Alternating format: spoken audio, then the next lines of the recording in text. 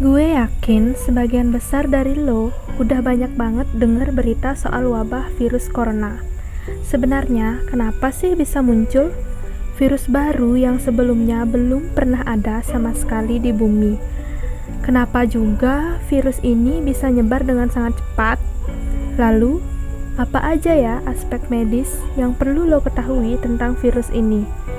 Gue, Novi Puji Widyastuti, jurusan Teknologi Laboratorium Medis, akan membahas bahaya dan tips pencegahan virus corona di video ini.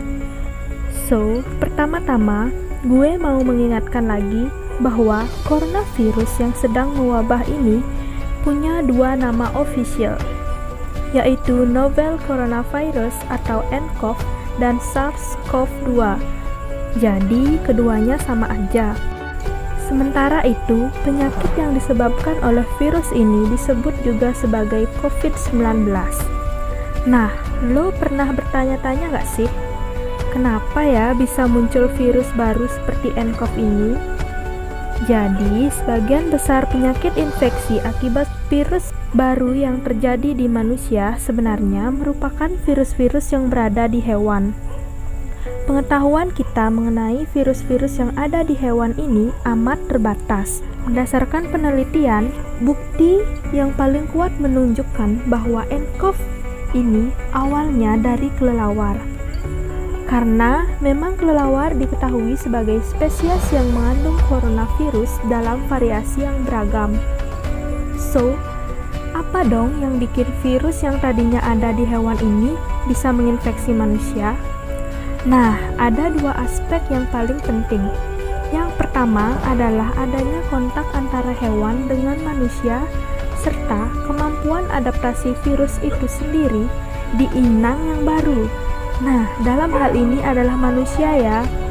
Kelelawar yang mengandung nCoV berkontak dengan manusia di Wuhanok Seafood Market di Wuhan, dan nCoV ini memiliki kemampuan adaptasi di tubuh manusia. Akibatnya, bisa terjadi penularan nCoV dari manusia ke manusia lainnya, tanpa harus adanya paparan dari kelelawar. Nah, dari sini mungkin timbul juga pertanyaan di kepala lo.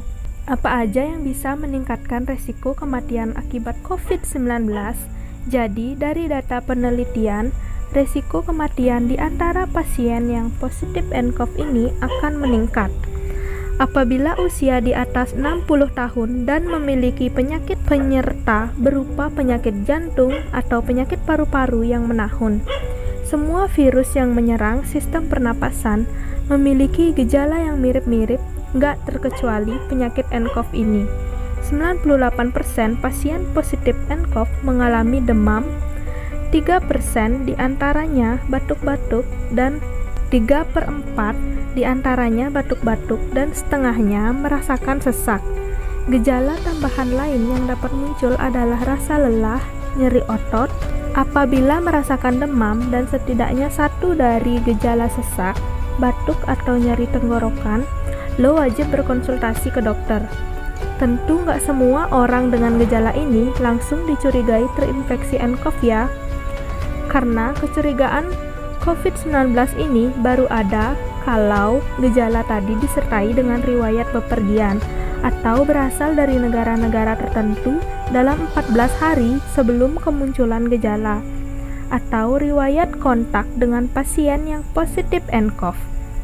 Nah, daftar-daftar negara ini terus berubah sesuai dengan update data kasus positif nCoV. Jadi, nanti dokter yang akan melakukan wawancara dan melakukan pemeriksaan medis lebih jauh dan menentukan apakah lo perlu melakukan pemeriksaan spesifik untuk mendeteksi nCoV atau enggak.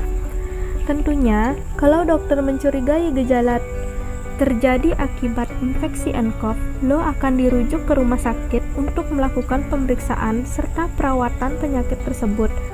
Oke, sekarang gue masuk ke bagian yang paling penting dan justru paling simpang siur beritanya, yaitu soal pencegahan.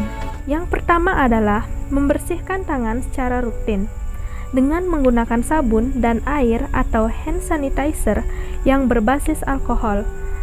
Kenapa? Oke, Ingat lagi bahwa nCoV berada di dalam lendir atau droplet pernapasan yang akan dikeluarkan oleh seseorang yang positif nCoV ketika ia berbicara, batuk, dan bersin.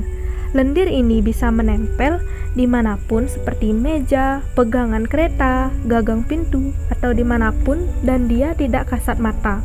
Tentu nCoV ini tidak bisa hidup selamanya di benda-benda tersebut dan beberapa jam ia akan mati.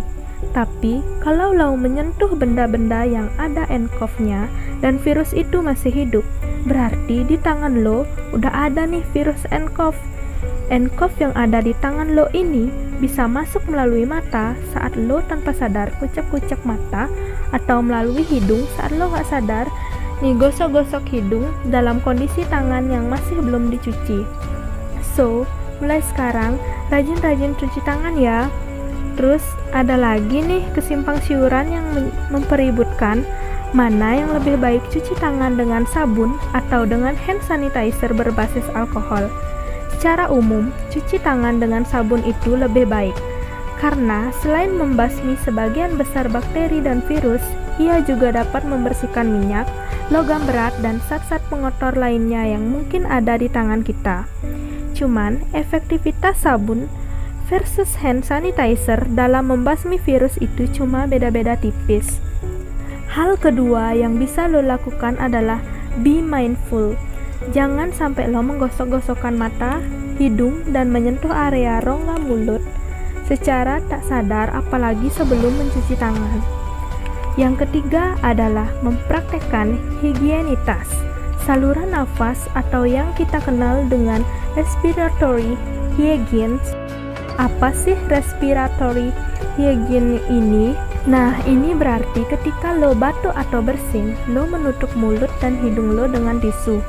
Atau kalau nggak ada tisu nih, lo menutup mulut dan hidung dengan bagian lengan atas, bukan lengan telapak tangan ya guys. Tisu yang lo pakai buat nutup mulut dan hidung tadi segera dibuang dan langsung cuci tangan.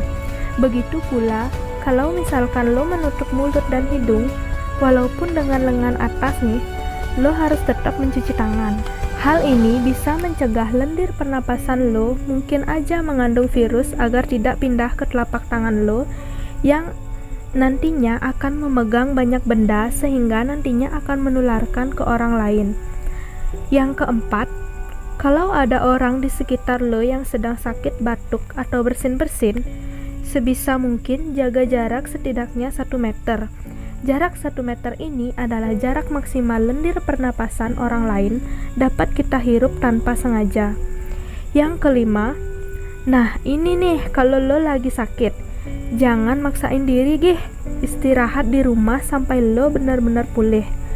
Kalau lo mengalami gejala yang tadi mirip-mirip COVID-19, segera konsultasi ke dokter ya, khususnya di rumah sakit yang sudah dirujuk pemerintah sebagai rumah sakit rujukan untuk penanganan COVID-19. Sebagian besar virus ini sifatnya self-limiting, yang artinya tubuh kita dengan sistem kekebalan yang kita miliki sebenarnya mampu mengalahkan virus tersebut. Golongan coronavirus dan virus yang menyerang sistem pernapasan itu sifatnya self-limiting.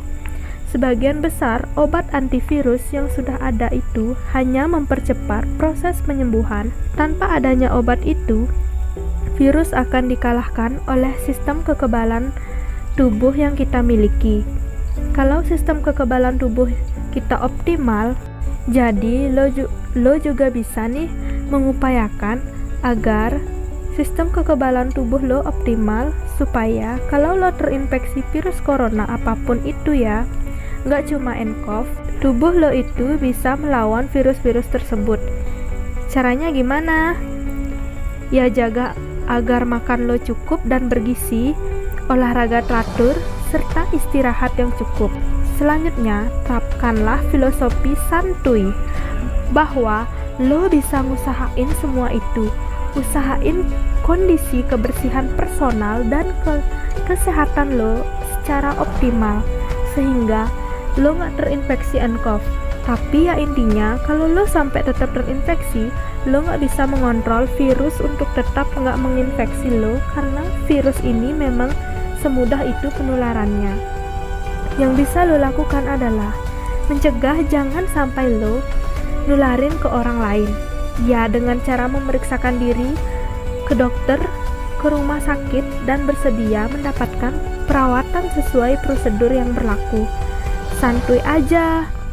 Saat ini, mayoritas pasien COVID-19 itu diberikan obat antivirus yang sebenarnya digunakan untuk jenis virus influenza. Dan tentunya obat-obat pereda gejala seperti obat demam, obat batuk. Dokter dan peneliti medis masih melakukan evaluasi secara ongoing and real time mengenai efektivitas pemberian obat tersebut. Akhir kata, ingat saja untuk tetap tenang, tapi tetap waspada. Sekian penjelasan gue tentang COVID-19 dan tips pencegahannya. Gue, Novi Puji Widastuti, undur diri dulu dan see you next time guys.